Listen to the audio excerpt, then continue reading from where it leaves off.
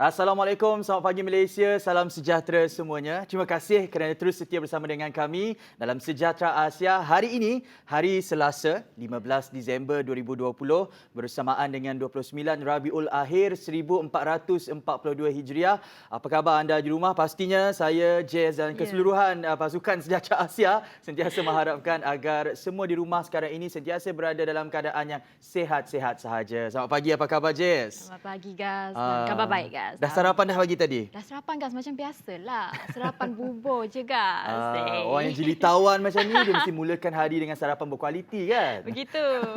Okey Jess, hari ini kita pastinya memberikan satu topik yang menarik untuk anda dan ianya juga merupakan satu topik yang sangat informatif untuk kita semua. Lebih-lebih lagi tak kala kita memerangi pandemik COVID-19 ini. Dan pastinya sebelum itu kita nak bawakan secara ringkas perkembangan COVID-19 dan apakah kita mulakan di Malaysia terlebih dahulu. Kalau kita lihat setakat semalam 14 Disember 2020, Malaysia merekodkan 1,371 kes baharu positif COVID-19 yang mana daripada jumlah ini 1,370 adalah kes tempatan manakala satu lagi adalah kes import. Ini menjadikan keseluruhan jumlah kes positif di Malaysia meningkat kepada 84,846 kes. Dua kluster baharu juga dikesan semalam di beberapa daerah di Selangor dan Kuala Lumpur dan duka cita dimaklumkan 4 kematian termasuk satu kes bukan warga negara direkodkan semalam. Ini menjadikan jumlah kes kematian setakat ini adalah sebanyak 419 kes. Oleh itu kami nak sampaikan salam takziah kepada keluarga mangsa. Baik, seterusnya mungkin Jess nak bawakan perincian perkembangan COVID-19 di Sarawak. Baik. Lagi sekali, perkembangan COVID-19 di Sarawak pula, tahniah lagi sekali buat rakyat Sarawak kerana semalam tiada kes positif baru direportkan dan ini menjadikan jumlah keseluruhan kes positif COVID-19 di Sarawak masih lagi kekal di angka ke 1,075 kes. Dan ditambah lagi dengan beritanya gembiranya, Gas, di mana kluster Green Hill telah diisytiharkan tamat setelah tiada kes baharu melibatkan kluster ini selama 28 hari. Jadi bermaksud kluster yang aktif hanya tinggal kluster besi. Namun terdapat 5 POI baru dilaporkan semalam, Gas, dan bagi perincian kes sembuh pula, semalam terdapat satu kes sembuh baharu yang telah pulih dan discharge dan ini menjadikan kes sembuh keseluruhan telah meningkat kepada 1,045 orang. Dan ringkasan status mengikut daerah Serian dan Kuching masih lagi kekal berstatus kuning dan 38 buah daerah yang lain berstatus hijau, Gas. Jadi maksudnya ada 5 PUI ya, Jess? Betul, 5 POI baru semalam direkodkan, Gas. Dan kita harapkan agar daripada 5 PUI ini tiada yang positif lah. Ya. Dan itu adalah secara ringkas perkembangan COVID-19 di Malaysia dan khususnya di Sarawak. Seterusnya perincian adalah tempoh kuarantin wajib di Sarawak dikurangkan kepada 10 hari. Semua warga negara dan bukan warga negara yang balik dari Semenanjung Malaysia, Sabah dan Labuan wajib menjalani kuarantin 10 hari di pusat kuarantin berbanding 14 hari sebelum ini. Menurut JPBNS, tata cara kemasukan baharu itu berkuat kuasa semalam. Menjelas lanjut, JPBNS berkata mereka yang dikuarantin di pusat kuarantin ditetapkan perlu menjalani ujian RT-PCR pada hari ke-2 dan ke-8. Sekiranya keputusan ujian pada hari ke-8 negatif, mereka akan diberikan pelepasan dari pusat kuarantin dan pada hari ke-10 akan menyambung baki tempoh kuarantin di rumah sehingga hari ke-14. Manakala bagi kemasukan dari Sabah dan Labuan pula, ujian RT-PCR perlu diambil 3 hari sebelum kemasukan ke Sarawak. Kemasukan tanpa sebab yang penting daripada bukan rakyat Sarawak dari Sabah dan Labuan adalah masih tidak dibenarkan. 10 hari ke 14 hari ke tak penting. Betul. Yang penting kita patuhi SOP dan sama-sama berusaha landaikan lekuk COVID-19 ini. Mungkin perincian seterusnya, Jess? Okey, Gas, pernah tak tonton iklan dokumentari The Last Ring Ladies di TVS, Gas? Pernah dengar. Pernah dengar, ya? Dan itu sangat menarik, mengenengahkan kaum, kalau tak Etnik. silap. Kaum etnik, bangsa-bangsa Dayung Muai Semban. Apa yang menariknya, okey. Jess? Tahu tak yang sekarang ni kita ada lukisan mural Semban Ring Ladies yang telah menjadi tarikan baharu di Sarawak, Gas. Dekat mana? Alhamdulillah. Kat mana tu? Dekat Batu 10, Gas. Adakah itu disebabkan ianya disiarkan di TVS sebelum ini? Betul. Betul, Gas. Itu hasil ataupun ilham daripada Leonard Risiau, iaitu pelukis tempatan. Ini sekaligus menampakkan padawan itu tadi dilihat mempunyai masa depan yang cerah dengan adanya perkembangan sektor pelancongan di kawasan tersebut, Gas. Wow, syabas dan tahniah ya ya atas inisiatif betul. berkenaan. Tahniah sekali lagi. Maksudnya selepas ini kalau Jazz masuk di rancangan dokumentari TVS, dia akan buat lukisan mural Jazz pula lah. Anda tahu? Okey, itu mengenai ring ladies kan. Ya. Seterusnya kalau kita nak tanya Jazz lah kalau Jazz diberikan peluang untuk tinggal di sebuah rumah yang jauh dari kota ya, dari shopping mall dan sebagainya tanpa internet dan diberikan RM1 juta, kira senang cerita dekat sebuah pulau yang terasing lah. Sanggup ke tidak? Sanggup, Gas? Sanggup. Wah, dia sanggup Sanggup sebab banyak lagi keindahan yang kita boleh terokai sebenarnya, Gas. Ke mata duitan ni? Tak juga, tapi boleh katakanlah semua orang perlukan duit sekarang ni, Gas. Sebab Jess, seterusnya adalah semua orang perlukan duit lah. Baik. Perincian berita dunia yang seterusnya, rumah paling sunyi di dunia. Sebuah kediaman berwarna putih di Kepulauan Ellide di pantai selatan Iceland dikatakan sebagai rumah paling sunyi di dunia. Oddity Central melaporkan ia berikutan kedudukannya yang terletak di tengah bukit dikelilingi lautan dan menjadi satu-satunya rumah yang berada di situ. Rumah itu dikatakan tidak berpenghuni sejak tahun 1930-an dan pelbagai kabar angin, teori serta spekulasi dikaitkan dengannya. Antara dakwaan itu termasuklah kisah mengenai rumah itu dibina oleh seorang peniaga eksentrik sebagai tempat perlindungan zombie, Jess. Selain desas-desus mengatakan ia milik seorang fanatik agama. Seram. Tiba-tiba seram pagi ni. Seram ya. Apa yang lebih seram adalah sekarang ini kita perlu tahu macam mana nak memerangi COVID-19. Walaupun kita sudah dengar banyak kali kabar kedatangan vaksin ke Malaysia, tetapi kita nak lebih tahu mengenai pemahaman terhadap COVID-19 dan vaksin itu sendiri. Hari ini kita akan bersama dengan dua orang tetamu. Seorang adalah pakar perubatan kesihatan awam macam biasa, Dr. Eunice Melissa Joseph, dan seorang lagi adalah pegawai psikologi iaitu Riziandi Nawawi. Jadi apa kata kita rehat kejap, jangan ke mana-mana, kembali selepas ini hanya dalam Sejahtera Asia.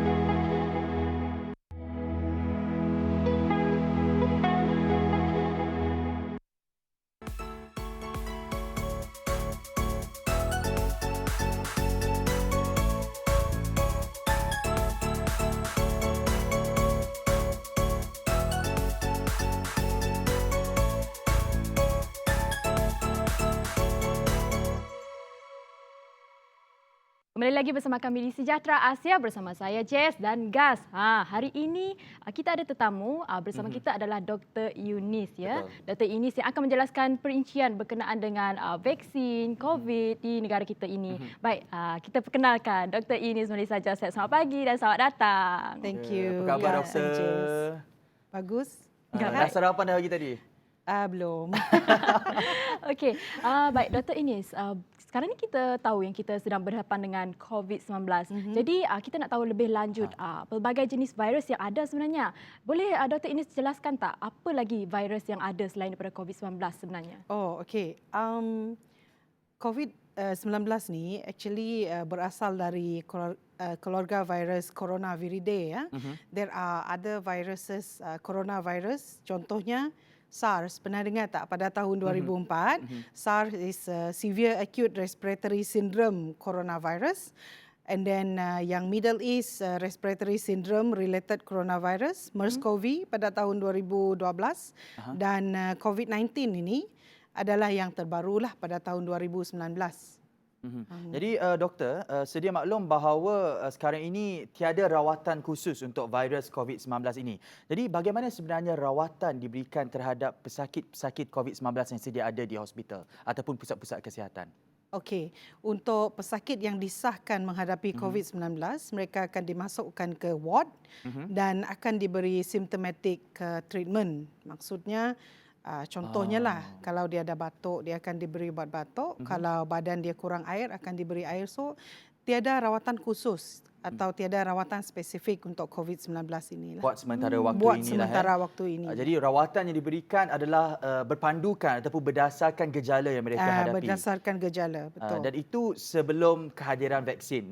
Ya. Kalau selepas kehadiran vaksin, pastinya situasinya berbeza. Tetapi kita akan sentuh mengenai vaksin lebih lanjut untuk segmen yang kedua nanti. Jadi doktor, kita nak tahu juga Jess, mengenai pelitup muka ni. Apa perbezaan sebenarnya antara pelitup muka plastik dan fabrik? Okey. Selalunya kita akan mention, kita akan bagi tahu yang pelitup muka tu it's not fabric actually, it's actually a three-ply mask ya. Okey. Three-ply mask ataupun yang fabric.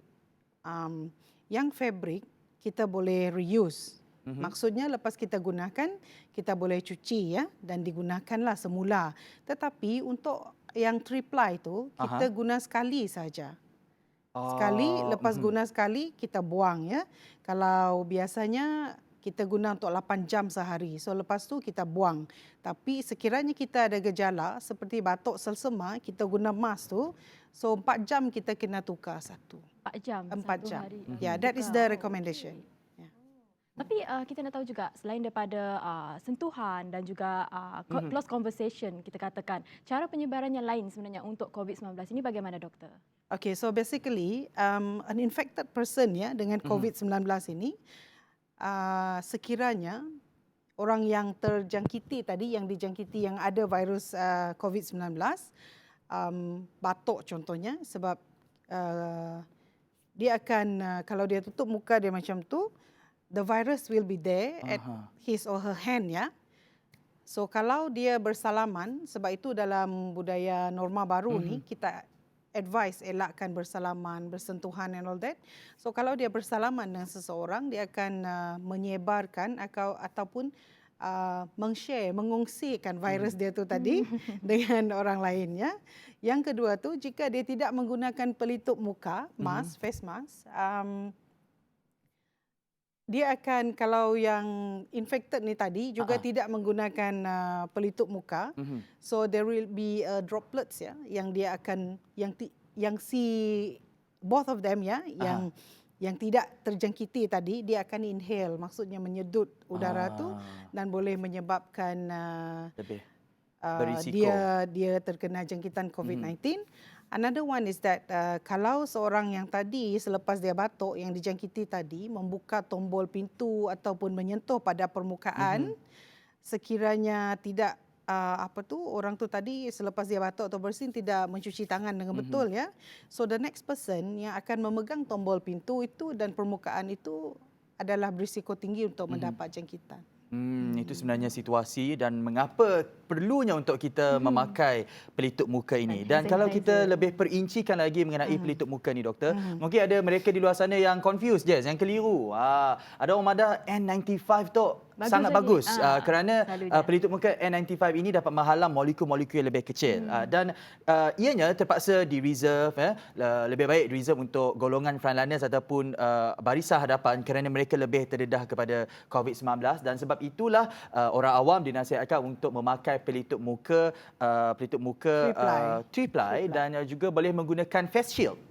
Jadi doktor, antara face shield dan three-ply mask ni mana satu sebenarnya yang lebih orang kata dapat mengurangkan risiko penularan COVID-19 ni? Okey, sekiranya kita menggunakan hanya pelitup muka, cukup ya, memadai untuk orang awam ya, sekiranya berada di tempat yang sesak ataupun di tempat public spaces ya, tempat awam. Of course, kalau you tambah face shield, it's another layer of protection ya, another layer of protection. Tetapi three-ply mask tu sudah cukup sebenarnya. Yeah. So but we would like to advise those yang bekerja di counter-counter tu yang sering berhadapan dengan customer. So these are the group of people yang kita advise untuk menggunakan kalau boleh kedua-duanya. Oh, pakai three-ply mask juga dan face shield juga. Face shield. Yeah. Okey, itu adalah satu orang kata nasihat daripada doktor yang perlu dipraktikan terutamanya oleh mereka yang bekerja di barisan hadapan lah. Okey doktor, mengenai cara mencuci tangan, kalau kita cuci tangan menggunakan pencuci ini, saya kira itu merupakan satu norma baharu yang saya juga berasa bangga kerana semua rakyat Malaysia pasti sudah pandai mempraktikannya. Tetapi menggunakan hand sanitizer itu doktor, apakah cara dan etika mencuci tangan dengan betul menggunakan hand sanitizer? Okay, the basic principle behind hand sanitizer is that sekiranya tangan you soil, maksudnya kotor ya, visible dirt, you better gunakan sabun dan air. Tetapi jika tangan you nampak bersih, tak ada kotoran, eloklah hanya menggunakan sanitizer ya. Cara dia, step dia lebih kurang sama dengan cara mencuci tangan. Cumanya hand sanitizer tu selalunya kita tuang dekat tapak tangan ya. Then we start all the seven steps or whatever you say, 6 step or 7 steps itu ya. Jadi itu adalah cara ataupun etika yang betul untuk menggunakan hand sanitizer. Lebih elok di rumah kita cuci tangan, tetapi sekiranya kita keluar tak ada pipe dan sebagainya, digalakkan untuk kita memakai hand sanitizer untuk membasmi kuman di tangan kita. Jadi selepas ini kita akan tahu perincian lebih lanjut Jess mengenai vaksin COVID-19 kerana kita tahu baru-baru ini Malaysia mengumumkan untuk menambahkan peratusan sehingga 70% untuk pembelian vaksin, tetapi ianya selepas ini kita akan bincangkan dalam Sejahtera Asia. Kita berehat kejap, kembali selepas ini.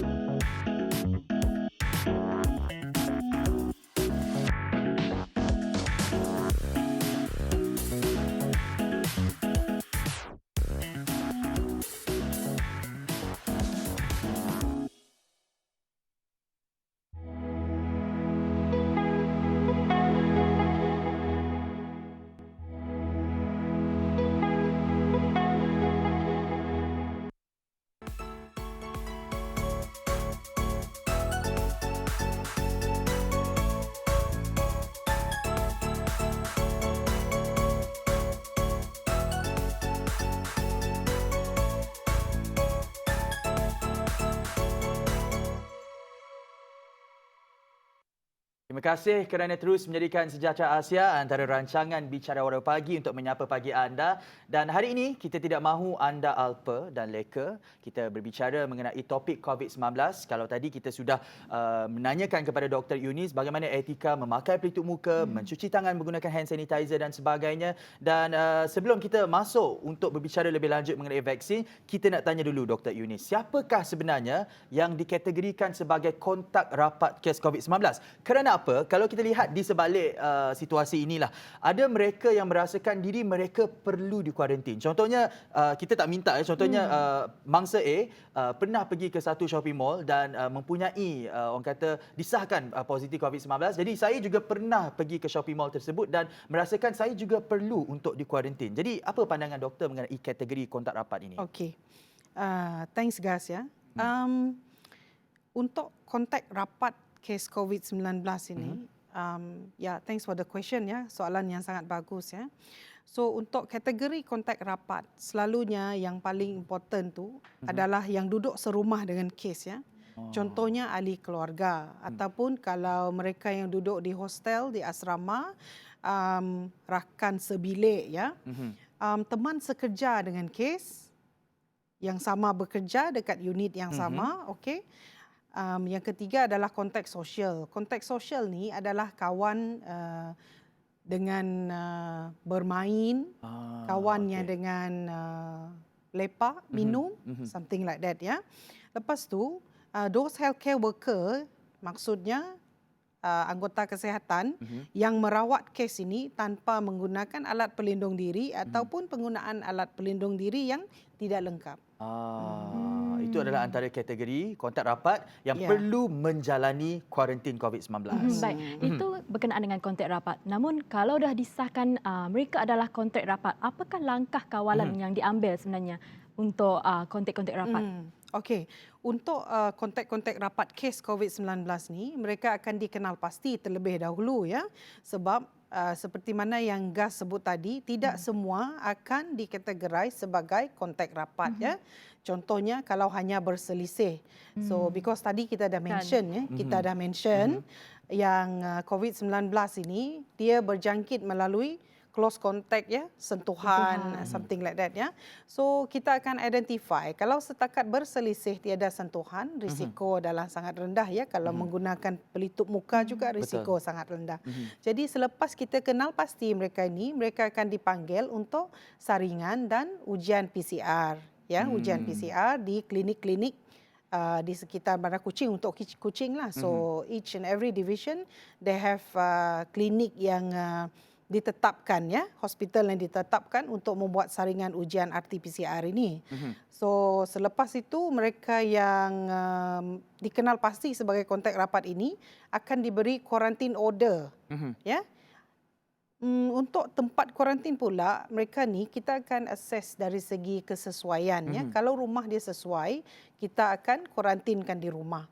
Kalau rumah dia tak sesuai, contohnya di rumah ada ramai orang, ada orang tua yang berumur melebihi 60 tahun, dan ramai kanak-kanak. So kita akan bawa dan dimasukkan ke quarantine center yang telah ditetapkan oleh pihak KKM dan kerajaan negeri lah. Dan itulah ya, soalan Jess itu tadi menunjukkan bahawa penerangan daripada Dr. Inu juga membuktikan bahawa sebenarnya untuk kita menjalani kuarantin itu bukanlah sesuatu yang menyeramkan. Peringkat-peringkatnya dijalankan dengan penuh orang kata teliti. Tahap keselamatan yang sangat teliti, dan orang kata kepada makcik-makcik di luar sana jangan takut untuk menjalani kuarantin. Pastinya pegawai-pegawai ataupun petugas-petugas kesihatan kita sentiasa memastikan anda ataupun mereka yang berisiko untuk dijangkiti COVID-19 ini sentiasa berada dalam keadaan yang selamat. Seterusnya kita tahu mengenai COVID-19 iaitu mengenai vaksin COVID-19 syarikat pharmaceutical Pfizer. Doktor, kalau kita lihat mengenai vaksin ini, bahawa vaksin ini konsep dia adalah untuk mengadaptasi ataupun menyesuaikan badan kita untuk melawan virus COVID-19 ini. Adakah ianya turut diutamakan pemberiannya kepada mereka yang sudah dijangkiti atau kepada mereka yang terdedah kepada COVID-19 dan mempunyai komorbiditi? Okey. Kita telah mendengar ya di TV ataupun radio dan kita telah membaca mungkin di berita-berita yang kerajaan negeri bersama dengan KKM dan kerajaan pusat ya akan memperolehi vaksin ini dan akan diberikan kepada rakyat Malaysia ya. So the target is to cover 70% terlebih dahulu ya. Alright, kita akan utamakan mereka yang bekerja sebagai frontliner terlebih dahulu dan kemudian itu kepada masyarakat ya. Vaksin ni dia telah digunakan di China bermula pada Mac tahun ini ya. Dan terdapat juga negara-negara lain seperti US, UK ya juga telah mula menggunakan vaksin ini. Untuk mereka yang ada komorbid, sudah pastinya kita akan dahulukan untuk vaksin ini juga. Sebab kenapa? This are the group of people yang akan mudah mendapat jangkitan COVID-19 ya. Kalau dibandingkan dengan Gas dan Jess, who is young and energetic ya. Ya. Nampaknya doktor boleh lihat Gas tak ada komorbiditi. Sihat. Amboi, ambil sambil lewat ya Gas. Tak. Gurau ya doktor. Tapi itulah penting untuk kita amalkan kesihatan pada waktu ini. Kita kena sentiasa orang kata amalkan langkah pencegahan. Kiranya vaksin itu ada ataupun tidak, yang penting adalah langkah pencegahan kita untuk memerangi wabak alimunan ini. Okey, doktor, reinfection. Kadar jangkitan, keboleh jangkitan semula, setelah seseorang itu dijangkiti oleh COVID-19, pastinya mereka mempunyai tahap imuniti untuk beberapa bulan. Jadi, bagaimana doktor melihat situasi reinfection ini juga sebenarnya perlu untuk diberikan vaksin? Possible. Reinfection is possible ya. Dan mereka yang telah dijangkiti ini perlu juga diberi vaksin. Yeah, it's possible. It's possible. Okey, seterusnya doktor, kita tahu bahawa dengan adanya vaksin COVID-19 ini adalah bukan satu-satunya strategi untuk menghadapi COVID-19. Maksudnya kita tahu ada banyak strategi untuk kita menghadapi COVID-19. Jadi pada pandangan doktor lah kalau ada negara yang mempunyai pembelian vaksin ini iaitu 200% melebihi populasi yang sedia ada. Maksudnya Jess, populasi mereka sedikit tetapi tapi mereka vaksin membeli banyak. vaksin sehingga 200%. Bagi pandangan doktor, atas dasar ataupun keperluan apa barangkali negara tersebut membeli vaksin sejumlah sedemikian? Okay, so vaksin COVID ni kita akan bagi 2 kali, 2 dos maksudnya 2 dos.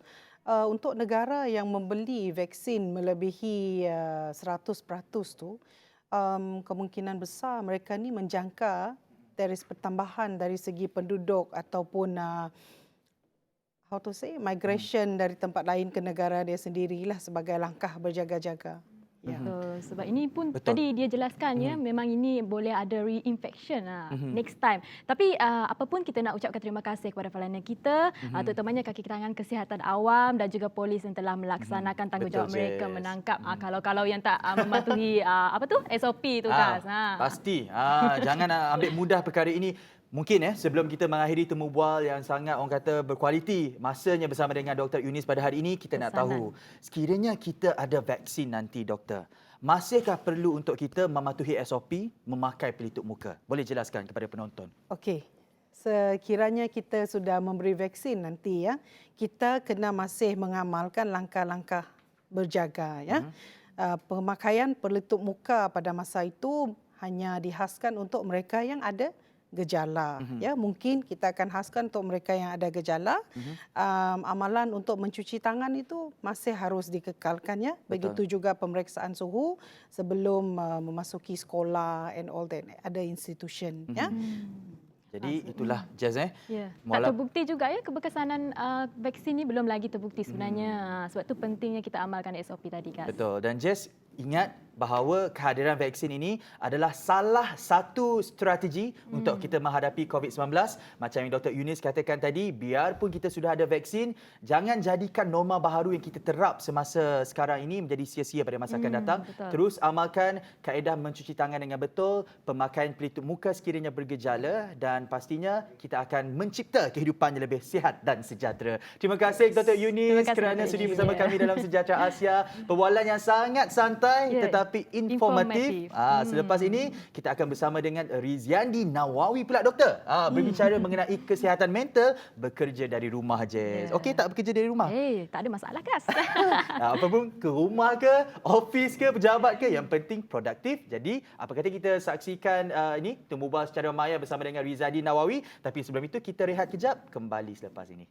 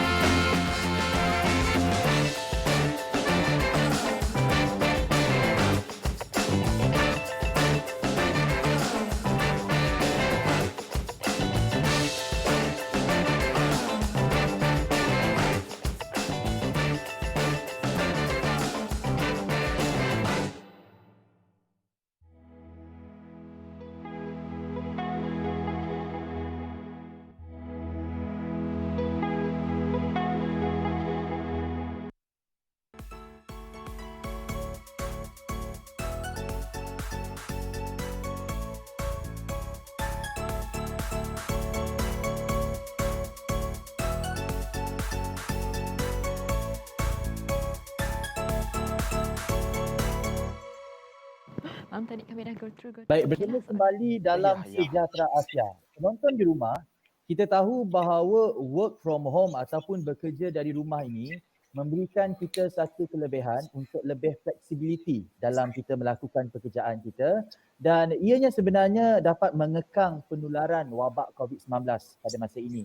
Tapi pada masa yang sama menjadi cabaran utama bekerja dari rumah ini adalah productivity. Bagaimana kita nak maintain productivity masa kita bekerja di pejabat dan kita nak bawa situasi ataupun persekitaran dan suasana yang sama untuk bekerja di rumah. Jadi bersama dengan kita pada hari ini, kita akan berbicara lebih lanjut mengenai kesejahteraan diri bekerja dari rumah bersama dengan pegawai psikologi, tak lain tak bukan Encik Riziandi Nawawi. Assalamualaikum, apa khabar Encik Riziandi? Waalaikumsalam warahmatullahi wabarakatuh. Apa khabar Gas? Alhamdulillah, sihat-sihat sahaja. Jadi terus ke topik kita lah Encik Riziandi, well-being work from home ataupun kesejahteraan diri bekerja dari rumah. Apakah pemahaman sebenar terhadap konsep bekerja dari rumah ni Encik? Okey, terima kasih Gas. Ini merupakan salah satu topik yang menarik untuk kita bincangkan dalam rancangan Sejahtera Asia pada pagi ini, iaitu kesejahteraan diri bekerja daripada rumah, iaitu well-being work from home. Okey, untuk makluman para penonton di luar sana okey, secara umumnya work from home ni dierti katakan sebagai bekerja daripada rumah, iaitu di luar daripada pejabat itu sendiri Okey, bekerja di rumah, kalau kita lihat di negara-negara maju, ianya merupakan satu kebiasaan. Dan untuk di negara-negara maju, mereka telah memulakan bekerja daripada rumah ni sejak tahun 70-an lagi. Tetapi berbanding kita di Malaysia ini, work from home ini, iaitu bekerja daripada rumah, dilanda wabak COVID-19 semenjak Mac yang lepas sehingga sekarang ini.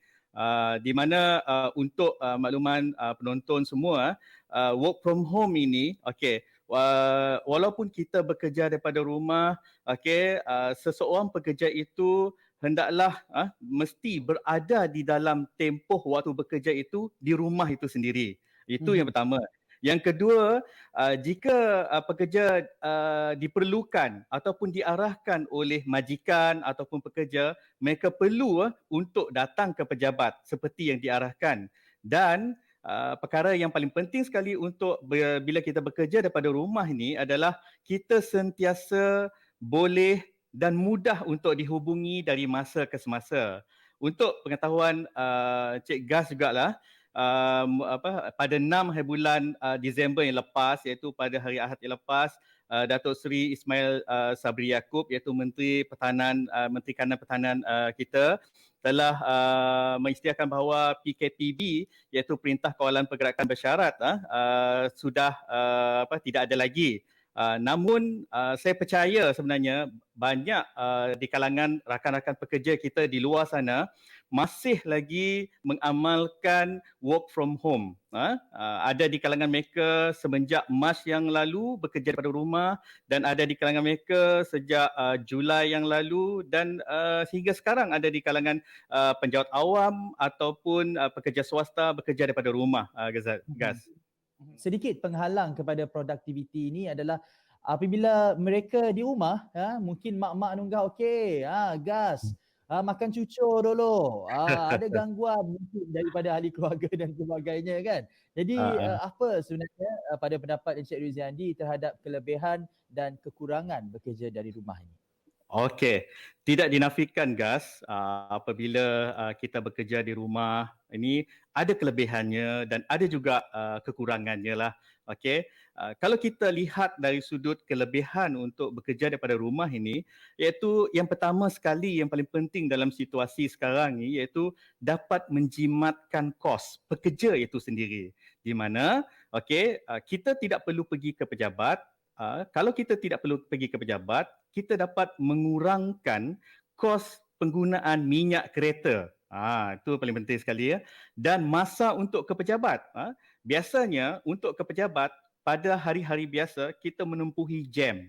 Sebelum nak sampai ke office pun kita dah stres dan sebagainya kan. Menempuhi jam dan masa diambilkan untuk sampai ke office. Dan kita juga tidak perlu menempuhi kesesakan lalu lintas untuk pergi ke pejabat dan sebagainya. Yang paling signifikan sekali ketika ini iaitu apabila kita bekerja di rumah, iaitu kita dapat mengurangkan kos belanja makan ketika berada di tempat kerja. Maksudnya kalau kita berada di tempat kerja, breakfast kita pergi makan dengan kawan-kawan di pejabat. Lepas tu lunch kita pun pergi makan juga dan sebagainya. After office hour pun kita pun ada ngopi-ngopi session dan sebagainya kan. Itu memerlukan kos yang besar berbanding kita duduk di rumah, makanan memang sudah ada tersedia dan sebagainya dan dapat mengurangkan kos. Itu yang pertama dari sudut pekerja. Dan yang seterusnya, kelebihan seterusnya iaitu kos untuk jaga anak-anak bagi yang berkeluarga, di mana ibu bapa berada di rumah, jadi mereka tidak perlu menghantar anak untuk dijaga oleh pusat penjagaan. Ini dapat menjimatkan kos penjagaan anak-anak mereka.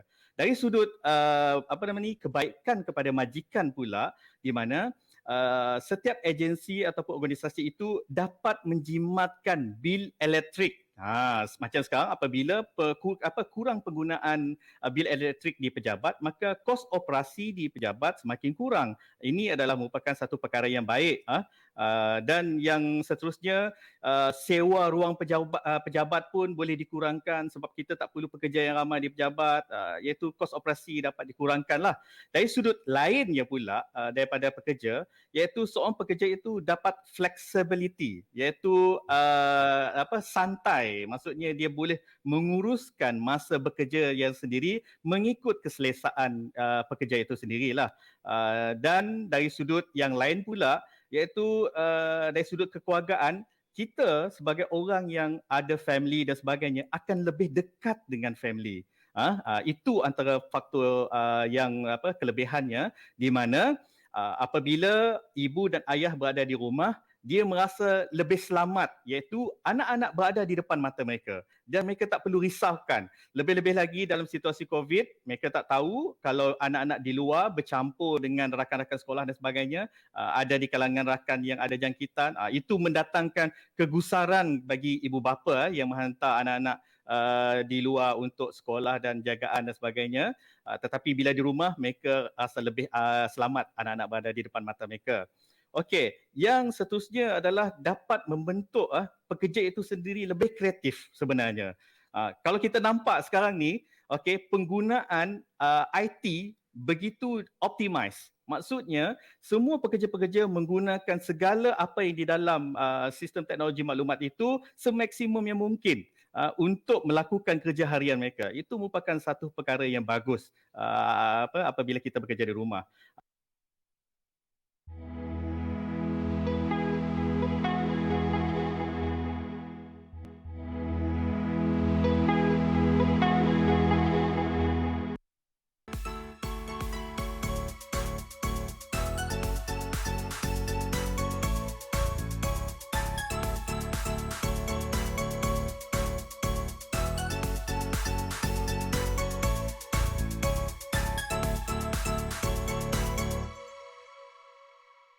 Apabila kita tahu kita ada mengalami rasa kesunyian, rasa keterasingan dan sebagainya, cepat-cepat kita hubungi rakan sekerja, sahabat handai dan keluarga, ahli keluarga kita supaya kita dapat mengelakkan rasa kesunyian itu, rasa keterasingan tersebut.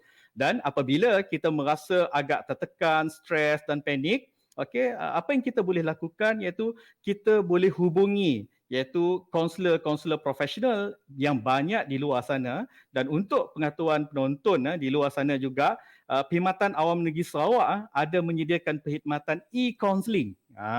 Sini maklumat yang saya ingin berikan, di mana perkhidmatan e-counselling ini boleh diperolehi oleh semua penjawat awam negeri Sarawak dan juga komuniti di luar.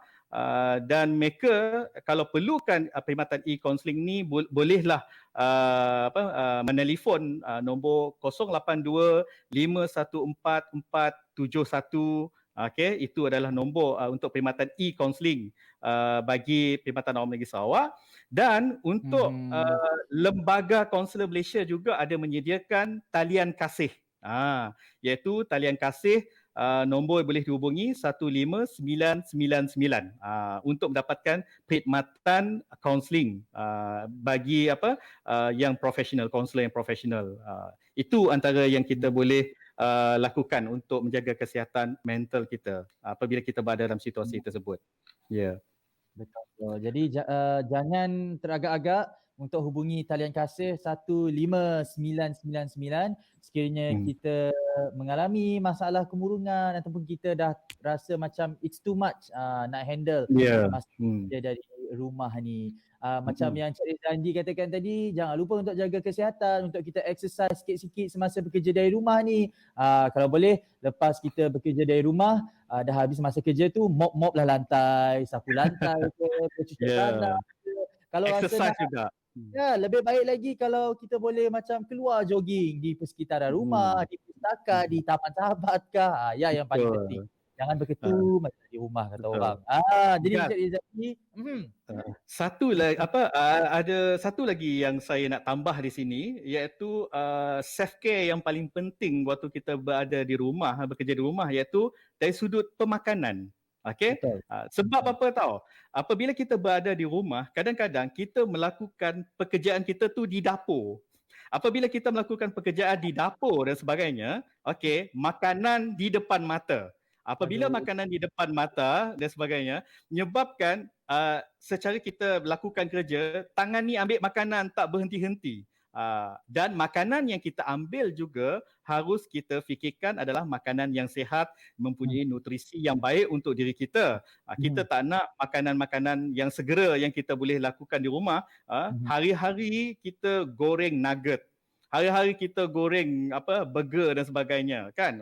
Nanti apabila keluar pun badan punya macam burger juga dan sebagainya kan. Kita tak nak situasi itu berlaku.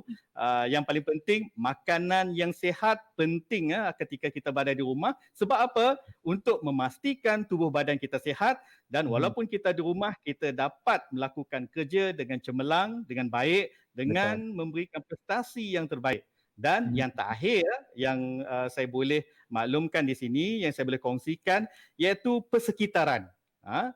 Persekitaran penting sebab kita perlu tahu di mana kita melakukan kerja di rumah. Maksudnya di atas meja di ruang tamu ataupun kita ada satu bilik melakukan kerja. Untuk saya makluman penonton, tuan-tuan dan puan-puan semua, elakkan untuk kita melakukan kerja di bilik tidur. Betul. Sebab apabila kita melakukan kerja di bilik tidur, kita pun confuse sebenarnya. Ini kita nak buat kerja ke ataupun kita nak tidur? Atau kalau kita melakukan kerja di atas katil, dia tak akan jadi kerja. Sebab mood di atas katil adalah mood tidur. Itu. Maksudnya kerja akan tinggal kerja. Apa yang terjadi adalah kita geler-geler dan kerja tak siap. Dan masa mungkin boleh terbuang begitu saja. Betul. Dan sebab apa? Dalam pemilihan tempat kerja ni, ianya akan mempengaruhi fokus dan mood kita tadi. Sebab itulah lebih baik kita dapat mengasingkan tempat kita melakukan kerja dan tempat mana kita nak pergi makan dan mana tempat untuk kita tidur. Itu guys. Betul. Dan salah satu sebab untuk seseorang itu susah nak tidur adalah buat kerja atas katil. Jadi serius, jangan buat kerja atas katil, sangat tak sesuai untuk bekerja dari rumah ni. Macam Encik Rizandi katakan tadi, time kita bekerja dari rumah ni jangan ada makanan kat depan kan. Tengok gas, dekat depan ada apa? Ada ni, main Ada pingpong.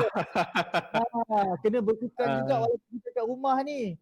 Jadi kepada anda di luar sana, ini adalah norma baharu yang perlu kita adaptasikan diri dengan persekitaran yang baru ini. Sekiranya kita dapat menyeimbangkan antara kebaikan dan cabaran bekerja dari rumah ini, saya kira bahawa ini adalah satu norma baharu yang boleh sebenarnya meningkatkan produktiviti kita. Kerana flexibility sudah ada, yang tinggal sekarang adalah kita nak fikir macam mana nak tingkatkan produktiviti kita. Dan pastinya selepas COVID-19 ini reda, insya-Allah satu hari nanti, itu adalah cabaran paling utama yang perlu kita hadapi. Dan bekerja dari rumah ini saya kira merupakan satu gerak kerja baru yang membantu kepada produktiviti dan pembangunan negara. Terima kasih Encik Rizandi Nawawi kerana sudi berkongsi dengan kami sekali lagi dalam Sejahtera Asia. Harap nanti insya-Allah kalau semua okey, kita dapat jumpa di physical set Sejahtera Asia, okey? InsyaAllah. Terima kasih juga kepada GAS dan terima kasih juga kepada program Sejahtera Asia kerana sudi menjemput dan sebagainya untuk sama-sama kita berkongsi tip kebaikan kepada semua. Terima kasih Gas. Sama-sama kita tingkatkan cara mensejahterakan diri bekerja dari rumah. InsyaAllah kita jumpa lagi Encik Rizadi pada masa akan datang. Kepada anda, ke mana-mana, kita berhenti berehat, kembali selepas ini.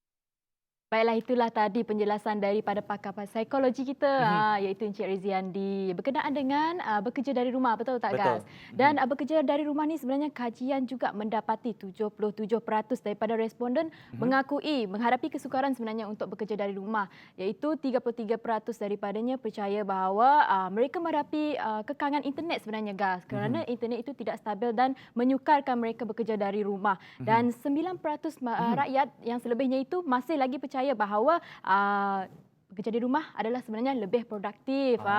Dan kita percaya juga ya, sebenarnya bekerja dari rumah ni ada baik dan buruknya Gas, ada cabarannya. Okey, iaitu mungkin bekerja dari rumah itu sebenarnya adalah lebih fleksibel, cuma memerlukan disiplin diri yang lebih tinggi, betul tak Gas? Tak kira di mana kan Jess? Betul. Pejabat ke, rumah ke, kalau kita tak ada disiplin, tak ke mana. Itu adalah kesihatan mental bekerja dari rumah. Hari ini juga, kalau kita singkat balik awal perbincangan kita tadi, kita bawakan perbincangan mengenai COVID-19 dan vaksin. Dan kita tahu bahawa vaksin yang akan diterima di Malaysia, keberkesanannya adalah sehingga 95%. Dan kalau kita lihat di Amerika Syarikat, peringkat pengedaran vaksin ini, golongan pertama adalah kepada lebih kurang 21 juta kaki tangan dalam bidang perubatan dan kesihatan. Golongan kedua adalah sektor penting yang tak boleh bekerja dari rumah seperti bomba, polis dan sebagainya. Pengedaran di peringkat yang ketiga adalah kepada mereka yang mempunyai penyakit berisiko tinggi, dan keempat barulah kepada orang awam. Apapun, sama ada kita ada vaksin ataupun tidak, kita kena ingat bahawa vaksin ini adalah salah satu strategi untuk kita menghadapi COVID-19. Tak ke mana juga kalau kita alpa dan leka kan? Ya, jadi jangan lupa dan mesti amalkan SOP sentiasa dan kepada yang keluar dating tu, jangan kongsi dulu makanan dan minuman. Tahan dulu, sabar. Habis kalau dah ada vaksin nanti, kalau terbukti keberkesanannya, bolehlah. Tak boleh kongsi apa tu Jess? Tak bolehlah kongsi barang astrol. Kebiasaannya orang macam ni dah lama suka tak dating je ni. Yelah Gas, kena patuhi SOP lah kan. Betul. Semua orang lah kita kena sama-sama patuhi SOP dan berusaha untuk ratakan lekuk pandemik COVID-19 ini. Baik, untuk topik kita esok hari, pemain industri automotif cekal berjaya harungi COVID-19, dan untuk ruang hiburan kita akan bersama dengan penyanyi terkenal tempatan Ziavi. Esok bersama dengan saya dan Jonathan Ding hanya dalam Sejahtera Asia. Daripada inspirasi, kami cetuskan inovasi. Jumpa esok.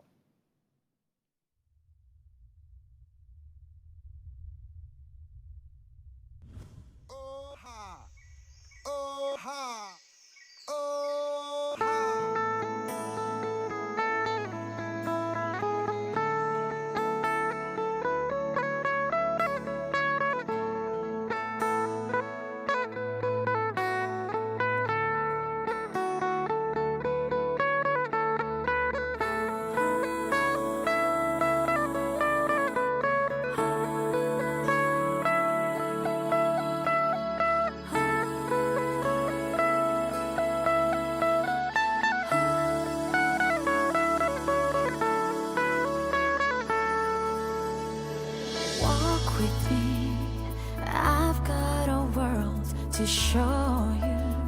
Let it take you by wonder. Listen closely, the sounds of the rivers call for you, and the rainforest too. Here is where legends come alive and cultures thrive. Here is our paradise.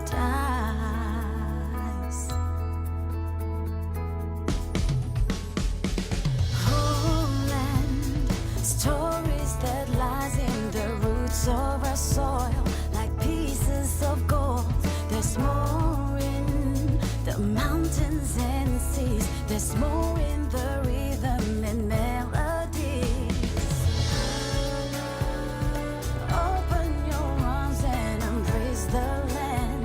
Let me take